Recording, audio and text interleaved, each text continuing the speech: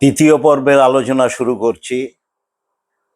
রথযাত্রার সঙ্গে বঙ্কিম এবং রবীন্দ্র দর্শনের কি সম্পর্ক রয়েছে।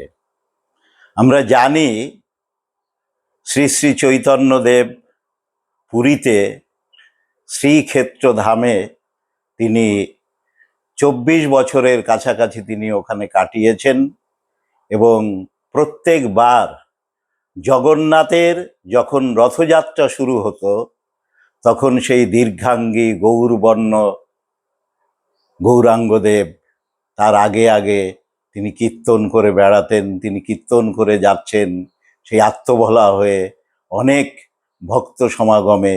যে দৃশ্য, অদ্ভুত এক দৃশ্য। শ্রী শ্রী চৈতন্য দেবের সঙ্গেই কিন্তু আমাদের বঙ্গভূমে অবিভক্ত বঙ্গের কথা বলা হচ্ছে। সেখানে বিভিন্ন জায়গায় এই যে রথের আয়োজন, রথ পূজা এবং যে মাসি বাড়িতে যে রথ টেনে নিয়ে যাওয়া হয়, আবার মাসি বাড়ি থেকে যে উল্টো রথ যে আসে, এই প্রথা চালু হয়। মাহেশ অনেক পুরনো আমাদের বঙ্গভূমে। মাহেশের রথে বঙ্কিমচন্দ্র যে কাহিনী লিখছেন, রাধারানী কাহিনী, সেটি একটি বিখ্যাত একটি কাহিনী। বঙ্গদর্শন পত্রিকায় 1875 সালে ধারাবাহিকভাবে এই কাহিনীটি প্রকাশিত হতে থাকে এবং 1886 সালে রাধারানী পুস্তক আকারে 36 পাতায় এটি প্রকাশিত হয় এবং তারও 5-7 বছর পর এটিকে 65 পাতায় আরেকটু বাড়িয়েছিলেন ঋষি বঙ্কিমচন্দ্র। তাই রাধারানী উপন্যাসে কি ছিল, একটি মেয়ে যার 11 বছরও পূর্ণ হয়নি, সে রথ দেখতে রথ মেলাতে গেছে। দেখা নয়, তার উদ্দেশ্য তার অসুস্থ মা, তার যে পথ্য জোগাড় করার জন্য, যে তার সেই জন্যেই তার হচ্ছে রথে যাওয়া, যে কিছু মালা বিক্রি করে যা সে সংগ্রহ করবে, সেই সংগ্রহ করে ওষুধ কিনে সে তার মায়ের সেই অসুখ নিরসন, এটাই তার উদ্দেশ্য। এই জন্যেই রাধারানী সেই মাহেশ রথে গেল এবং স্বাভাবিকভাবেই এই সময় যে বৃষ্টি হয়, বৃষ্টি হয়েছে, লোকজনও সেইভাবে জমেনি এবং রাধারানী সেখানে অপেক্ষা করছেন সেই ভিজা কাপড়ে এক বস্ত্রে। সেই মেয়েটি তিনি অপেক্ষা করছেন এবং যে বনফুল দিয়ে যে মালা দিয়ে গেঁথেছিলেন, সে মালা কিন্তু তার বিক্রি হলো না এবং সন্ধ্যা ঘনিয়ে এসেছে। সেই পিচ্ছিল কর্দমাক্ত পথে সে বাড়ির দিকে সে রওনা দিয়েছে, কিন্তু পথিমধ্যে সে যখন পিচ্ছিল পথে যখন ফিরছে, তখনই সে যখন পিছলে যখন পড়ে যাচ্ছে, তখন একজন তাকে সেই তার হাত ধরলো, তার সঙ্গে তার পরিচয় হলো এবং সেই রথের যে মালাগুলি, যে অবিকৃত মালা, সেই মালাগুলি সে কিনলো এবং কিছুক্ষণ পরে সে যখন বাড়িতে পৌঁছালো, সেই বালিকার সঙ্গে সেই রুক্মিণী ওনার সেই কথাবার্তা হলো এবং দেখা গেল যে সে বলছে যে এই যে তার যে ভেজা কাপড়, এই ভেজা কাপড় পরিবর্তন করে যে শুকনো একটি কাপড় পরবে, সে তেমন কাপড়ও নেই। তখন কিছুক্ষণ পরেই দেখা গেল যে তার বাড়িতে একটি কাপড় বস্ত্র পৌঁছে গেছে। তা এই যে রথযাত্রা উপলক্ষে যে একজন রথে যাচ্ছে, যে তার কামনা বাসনা নিয়ে, সেইগুলো কিন্তু জগন্নাথ দেব পূরণ করছেন। আমরা গীতাতে দেখি, বলা হচ্ছে যে যথামাং প্রপদ্যন্তে তাং স্তৈব ভজাম্যহম, যে আমারে যে প্রকারে করে আরাধনা, আমি তারে সে প্রকারে পুরাই বাসনা। এখানে আমরা কিন্তু যে বঙ্কিম যে সাহিত্য, বঙ্কিম তার সাহিত্যের ভিতর দিয়ে যে আমরা রথে গেলে একটা কামনা বাসনা নিয়ে গিয়ে সেটা যে পূরণ হয়, রাধারানী কাহিনীর ভিতর কিন্তু আমরা সেইটা আমরা দেখলাম। এখন রবীন্দ্রনাথ তার কণিকা কাব্যগ্রন্থে তিনি ভক্তিভাজন যে ছোট্ট যে কবিতা, সেখানে তিনি বলছেন, রথযাত্রা লোকারণ্য মহাধুমধাম, ভক্তেরা লুটিয়া সব করিছে প্রণাম, পদ ভাবে আমি দেব, রথ ভাবে আমি, মূর্তি ভাবে আমি দেব, হাসে অন্তর্যামী।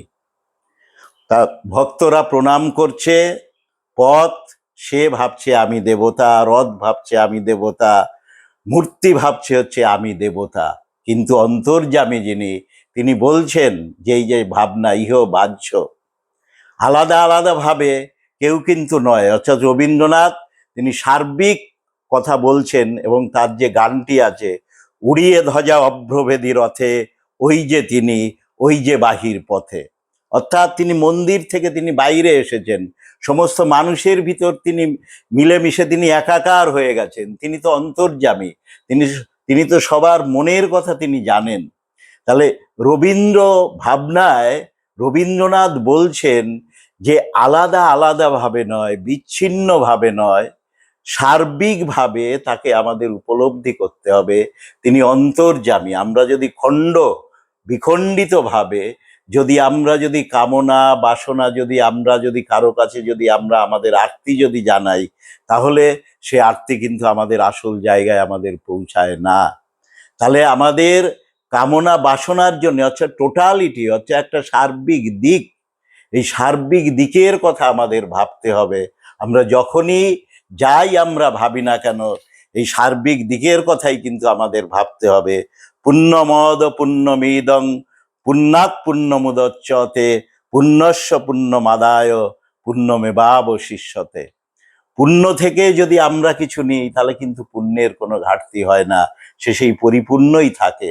সেইভাবে আমাদের কিন্তু আংশিক নয়, আমাদের যাত্রাটা কিন্তু পুণ্যের দিকেই আমাদের যাত্রা আমাদের করতে হবে।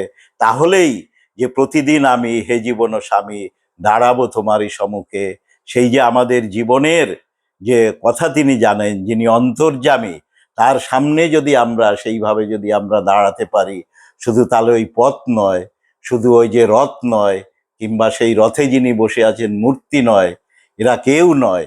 সেই আসল হচ্ছে গিয়ে আমাদের অন্তর্যামী। আমাদের দেহ নয়, আমাদের দেহি, আমাদের বস্তু একটা উপলক্ষ, বস্তুর ভিতর যে শক্তি, সেই শক্তি অনন্ত বিশ্বকে চালিত করছে। অর্থাৎ এই বিশ্বজগৎ সেই মহাশক্তির আধারে রয়েছে। আমাদের আরাধনা হবে সেই মহাশক্তির আরাধনা।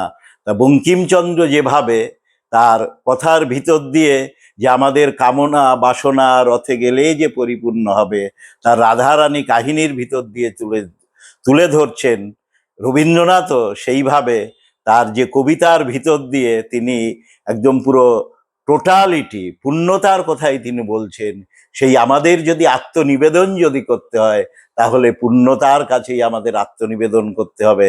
আমরা গীতাতেও সেইভাবে দেখি যে শ্রীকৃষ্ণ বলছেন, তুমি সমস্ত কিছু আমাকে সমর্পণ করো, তাহলেই তুমি নিষ্কাম কর্ম করতে পারবে। তারপর তুমি যে কর্ম করবে সেটাই হবে তোমার নিষ্কাম কর্ম। তা আমাদের রবীন্দ্রনাথের যে তার যে অভীষ্ট এবং তার যে দর্শন, আমাদের রথযাত্রা উপলক্ষে তার দর্শনও হচ্ছে গিয়ে একটু পূর্ণাঙ্গের দিকে আমাদের যাত্রা, আংশিক নয়। সবাইকে নমস্কার, সবাইকে ধন্যবাদ। জয় জগন্নাথ। আপনারা নিশ্চয়ই বলবেন আপনাদের এই যে 3টি পর্বে যে রথযাত্রা জগন্নাথ দেবের কথা বলা হলো, আপনাদের এটি কীরকম লাগলো। আপনারা নিশ্চয়ই সেটি যে কমেন্টস যেখানে আছে আপনাদের মন্তব্য, সেটি জানালে এটিকে আরও কিভাবে আমরা আরও ভালো করতে পারি সে বিষয়ে আমরা আবার চিন্তা ভাবনা করব।